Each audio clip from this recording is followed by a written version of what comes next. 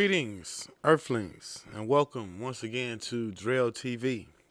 We're coming to you guys at the end of this week, approaching Super Bowl Sunday between the Atlanta Falcons and the New England Patriots. But I came today to talk a little basketball. Um, Last week we were talking about the possible trade between Cleveland and New York for Carmelo Anthony and Kevin Love. And in the news again this week is the Cleveland Cavaliers, none other than LeBron James. Well, this week LeBron James called Charles Barkley out.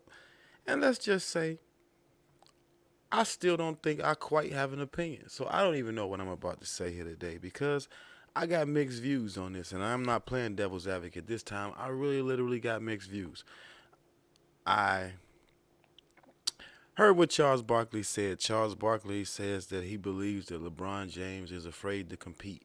I don't think that's really what set LeBron James off. I think it's the continual bashing of LeBron James year in and year out. And I think sometimes it does get a bit personal.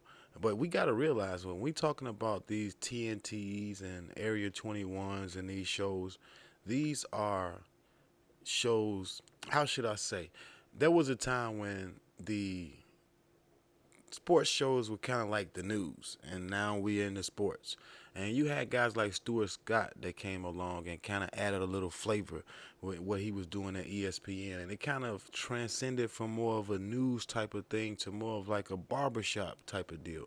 Because you got guys like Charles Barkley and these guys who came in over the years and they just spoke their mind. And you find out that people responded to that. So from that standpoint, you got to understand it's like guys just hanging out at the barbershop and they just giving their opinion. But also, from a man's standpoint, you got to understand you only going to hear a man say that you a coward or you weak because this wasn't what was said last week. Last week it was just said that he didn't want to compete and how much help do you want. And I'm going to talk about that also. But, at the end of the day, as a man, you got the right to defend yourself. I think that he probably shouldn't have gotten personal and said those things about, throwing him through the window, throwing a guy through a window and having debt in Vegas and things of that nature, which is what a lot of people have been saying this week. But at the same time, if you say I'm a coward, or if you say I'm weak, or if you say I'm soft, we've heard other people in the media call him Queen James. We've heard like Skip Bayless call Chris Bosh Spice and things like that. People where I'm from, we just not gonna take that. People don't deal with that.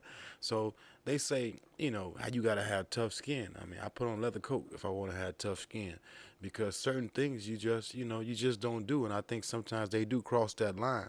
So LeBron had every right to go after Charles Barkley and had every right to defend himself, because you gotta think from a man's standpoint. You're talking about I've at least won 3 NBA championships. You talking about a guy who never won an NBA championship, never put forth the work that it took to even compete for an NBA championship. He just survived off his talent as long as he could until his talent disintegrated.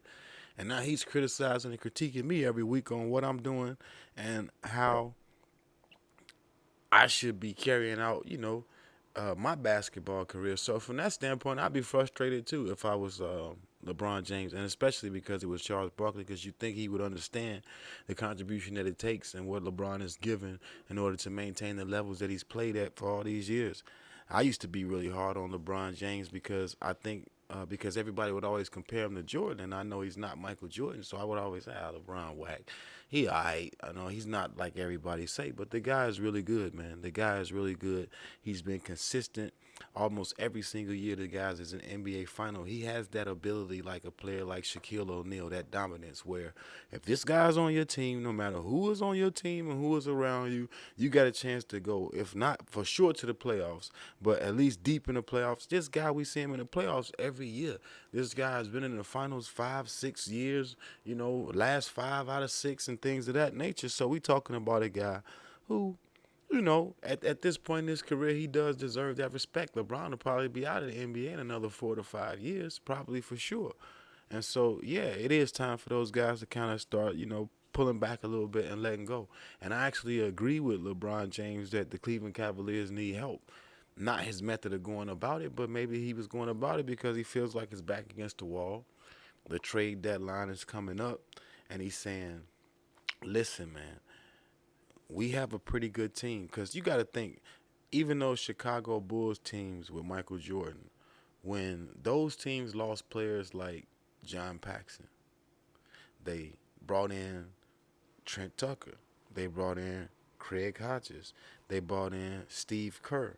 They always had these shooters and these guys in place around Michael Jordan. And when these guys weren't there, they would replace him with other players. And last year, when I saw over the summer Matthew Dellavedova, even though he's not a huge piece of this team, go out in free agency and Mo Williams decided to retire, which I wasn't relying on Mo Williams. I said this team is going to have to replace Dellavedova because Dellavedova has actually gotten itself to a point where he is actually a pretty decent NBA player. He got a lot of minutes in the NBA Finals playing alongside LeBron James, 2 years ago.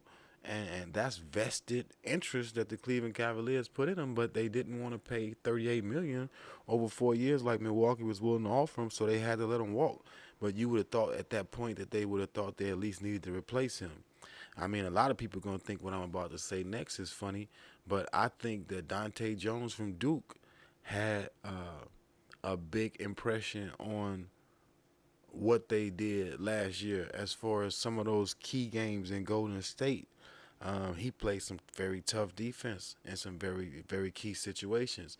And not that you should have kept him or re-signed him, but, at least look for a similar type of player, like Ron Anderson or somebody like that, a similar player, a defensive wing player that can replace, what he was giving you. And they just decided not to do that. They decided to stick with what they had and go forth with what they had. And I think with Golden State adding Kevin Durant and really not losing much but some of their role players and Andrew Bogut, I think that, yeah, you do kind of got to re-up. You got to one-up because you can't be complacent. And today's NBA, real quick before I go, because I played, basketball, and I was coming up. I came out of college in 1997. I literally was trying out with the Miami Heat in the summer of 1997. And so in 1997, 98, we had the NBA lockout. So right when I would have been right after being a rookie going into camp, there was no camp the second year I came out of college because they had the NBA lockout. Now, the original NBA lockout, this is how we got to this modern day NBA for all you guys that don't know, because I saw it happen right before my very eyes. You had these guys who were coming out of high school back then, coming out of college back then, like Chris Webber, for example, Penny Hardaway, Shaquille O'Neal. These guys were signing like $80 and $90 million. Glenn Robinson, they were signing like $80 and $90 million contracts as a rookie in the NBA out of college. And you had the veteran guys like Michael Jordan and Patrick Ewing, these guys who were in charge of the players union, who didn't think it was fair. These guys were making more money than Scottie Pippen and some of the more seasoned and more definitely guys who had more credentials.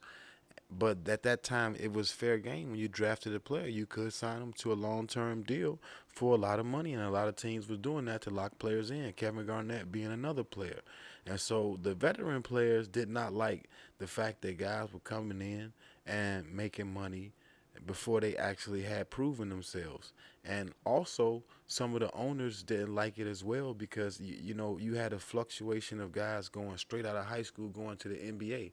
And as a league, if we say we're not going to draft these guys, we're going to make them go to college, then you can do that. But, if we all do that and it's a guy who we think got talent, we think he could be the next guy, it's a team that's going to use that draft pick to take him because it's going to always be a gambler amongst those owners. And so teams were taking guys who really shouldn't have been in the NBA. Darius Miles and some of these guys, they were taking them fresh out of high school because they were trying to get a jump on that next superstar. And so that was what the NBA was becoming. And so the owners didn't like that because sometimes it works, because sometimes you do get a diamond in the rough, but in most cases you don't draft that diamond in the rough, even with a top 12 pick. And so they all sat down at the table and they decided to come up with this 3-year rookie deal. The whole thing behind the 3-year rookie deal was, as an NBA, you come in as a rookie, it was no negotiation. There would be a bottom and a top cap for salaries, depending on whether you got drafted 1 through 30. This was the maximum pay, and this was the minimum pay if you get drafted at this slot, and that was market value, period. And that's still the system that they have today in the NBA. And so that was designed for guys to come in and play on the team and play on the organization for 3 years, and then had the opportunity after proving themselves to re-up with the money. But the problem with that, and also another thing that was done, before I tell you the problem with that, because these two, they kind of compound each other.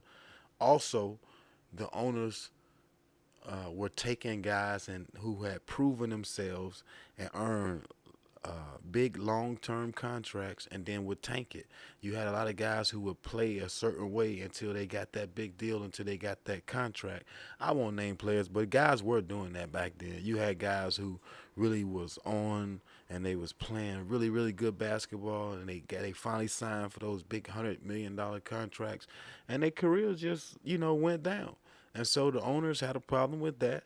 And so we went away from the 7-year and 8-year contracts, and they started to say that the maximum you could sign a player for was 5 years. Well, most players were signing for 4 years with an option after 5. And so in an effort to prevent guys from signing long-term deals and tanking, they made shorter contracts that you can only go past 5 years. They tried to give the incentive of your team being able to pay you more than a team outside of your organization will give you incentive to try to stay for your team. But a lot of these top major players with endorsement deals, they don't really care that much about losing $10 million in salary, because they got $80-90 million shoe contracts and other deals with all these different companies out in the market. And so this is how you evolve to a modern day NBA. You got a guy comes in, and now you got LeBron James, and you draft him, and 3 years later he's a free agent. He can go to any team in the NBA that he wants to now. So the downside to making those changes was that, what about when you get a player that you do want to keep, and after 3 years he decides to leave? Because as soon as it happened, you saw a lot of guys like Elton Brand with the Chicago Bulls. You saw a lot of guys eventually, when that third year was coming up, saying, I don't want to play for this team. Guys get drafted to franchises they don't want to play for sometimes. Stephen Francis refused, said he did not want to play for Vancouver when they drafted him. And so this is how we got to this modern day NBA of short-term contracts, players signing 2- and 3-year deals, and every 2- and 3-year deals, people being free agents. Back then, people signed with their team for longer-term contracts. You would lock a guy like Reggie Miller in. You would lock a guy like Larry Bird in. You would lock a guy like, you would sign Michael Jordan to a lifetime contract if you could.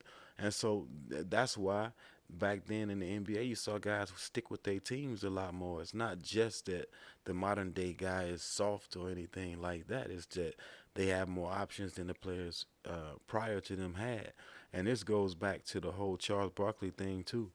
Just being an athlete myself and being an older person, some of this is critique and some of this is hating, man. Sometimes the older players do hate on the younger players and what it is that they've done with the NBA and how the NBA has evolved. I know everything that they do isn't good, but in any era of the NBA, we look at the uniforms from Dr. J era, and we say, how could they wear those uniforms? It's things that we look at about 90s basketball, and then we're going to look at the game today, and it's going to be things about the game today that you're going to look at it and you're going to say, are they really doing that? But I guess maybe now it's the whole with the social media thing. Everything is out there now. It's out there a lot more. It's in your face. It's easy to access and get the information. But sometimes it does feel that way. Like some of the older players do hate on the younger players.